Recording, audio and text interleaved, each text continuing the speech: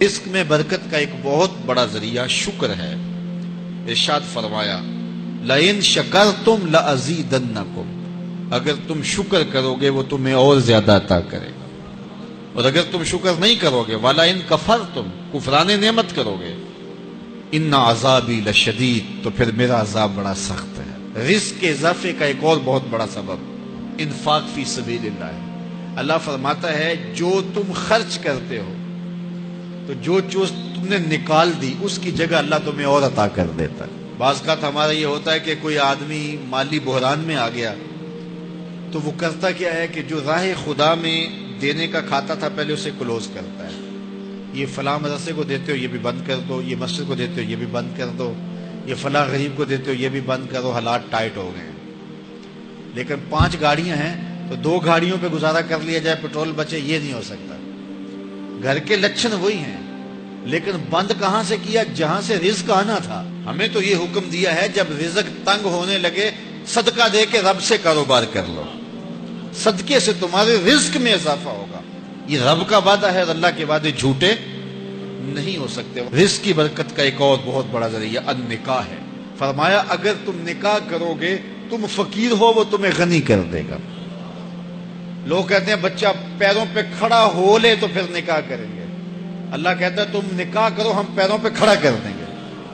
ہمارا فلسفہ اپنا ہے، اس کا حکم اپنا ہے۔ وہ کہتا ہے ابھی تو یہ اپنے لیے نہیں کماتا تو جو آئے گی اس کو کہاں سے کھلائے گا؟ میاں جس نے آنا ہے اس نے اپنا رزق لے کے آنا ہے۔ تو بچوں کی شادیاں کرو، اگر وہ جوان ہو گئے رزق نصیب ہوگا۔ اپنے اہل خانہ کو نماز کے حکم دینے سے رزق بڑھتا ہے، کیونکہ جو صبح کا وقت ہوتا ہے یہ رزق کے بٹنے کا وقت ہوتا ہے، اور جس گھر میں صبح کے وقت لوگ سوئے ہوئے ہوتے ہیں وہاں بے برکتیاں ہوتی ہیں۔ تو طلوع فجر سے لے کر کے طلوع آفتاب تک اپنی اولاد کو، بیوی کو، بچوں کو نہ سونے دیں۔ اس وقت رزق بٹنے کے لمحے ہوتے ہیں۔ کثیر دعائیں مانگیں، تلاوت کلام مجید پڑھیں، اور نماز فجر مرد حضرات مسجدوں میں جا کے باجماعت ادا کریں، اور گھروں میں جو ہے وہ بیٹیاں بہنیں مصلے بچھا لیں تو اللہ کی رحمتوں کا نزول ہوگا۔ اب ایک حدیث میں رزق کے اضافے کا ایک اور نسخہ ارشاد کیا گیا۔ میرے حضور نے فرمایا جو شخص یہ چاہتا ہے کہ اس کے رزق میں برکتیں ہو اور اس کی عمر میں اضافہ ہو تو وہ اپنے رشتہ داروں کے ساتھ سلوک اچھا کرے۔ رشتہ داروں کے ساتھ اگر اچھا سلوک کرو گے تو پھر تمہارے رزق میں برکت ہو۔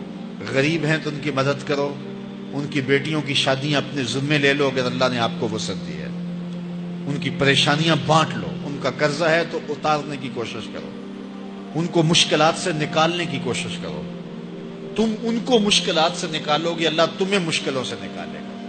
تمہارے رزق میں بھی برکتیں ہوگی اور تمہارے مال میں بھی برکتیں ہوں۔ فرمایا بہتر صدقہ وہ ہے جو ناراض غریب رشتہ دار کو دیا جائے۔ اگر وہ پھنس گیا ہے، مجبور ہے، ناراض ہے، تو اس کو اگر دیں گے تمہارا نفس اس میں شامل نہیں ہوگا، تو یہ افضل صدقہ ہے جو ہر صورت میں قبول ہی قبول ہے۔ رزق کے اضافے کا ایک اور سبب الاحسان الی الضعفاء، جو کمزور لوگ ہیں ان کے ساتھ اس نے سلوک کرنا۔ الانفاق علی طلبۃ العلم، طالب علموں پہ خرچ کرنا، یہ بھی رزق میں اضافے کا سبب اور ذریعہ ہے۔ وہ حضرت بابا فرید نے کہا نا 6واں رکن دین کا روٹی ہے۔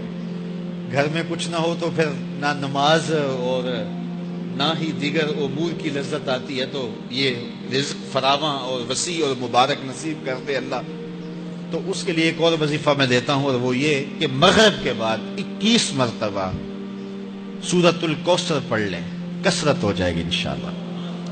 اول خدوشی پڑھ لیں، 5-7 منٹ لگتے ہوں گے، تو سورہ کوثر 21 مرتبہ روزانہ مغرب کی نماز کے بعد پڑھیں، اور اگر بہت زیادہ مسائل ہیں تو ہر نماز کے بعد پڑھ لیں، تو انشاءاللہ آپ دیکھیں گے کہ گھر میں برکتیں اترتی محسوس ہوں گی، انوار کا نزول ہوتے محسوس کریں گے۔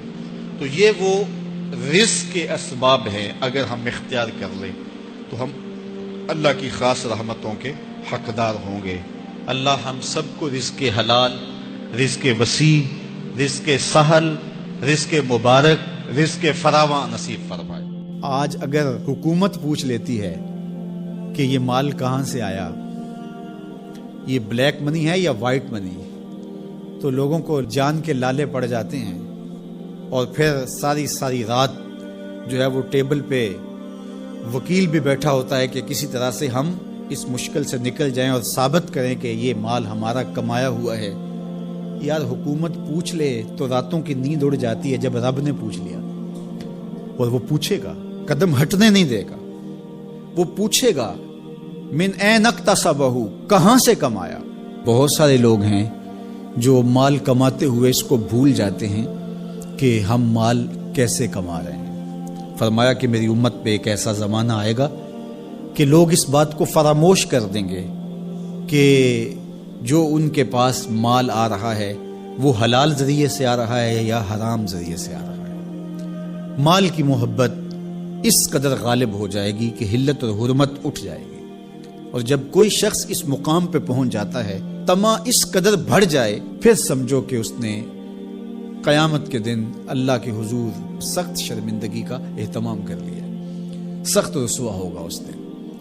تو ہر صورت کے اندر وہ ذرائع اختیار ہمیں کرنے ہوں گے جو حلال ہیں۔ علماء نے لکھا ہے کہ اگر رزق پاک نہیں ہے تو نیک لوگوں کی دعاؤں سے بھی حصہ نکال دیا جاتا ہے، یعنی ایک تو اس کی اپنی دعا قبول نہیں ہوگی، دوسرا نیک لوگ جو دعائیں مانگتے ہیں، اللہ پوری امت پہ رحم کر، پوری امت کی خیر فرما، تو اس شخص کا حصہ نیک صالحین لوگوں کی دعاؤں سے نکال دیا جاتا ہے۔ تو قیامت کے دن اللہ اپنے حضور سے بندوں کے قدم ہٹنے نہیں دے گا جب تک یہ سوال نہیں پوچھ لے گا کہ تم نے رزق کمایا کہاں سے۔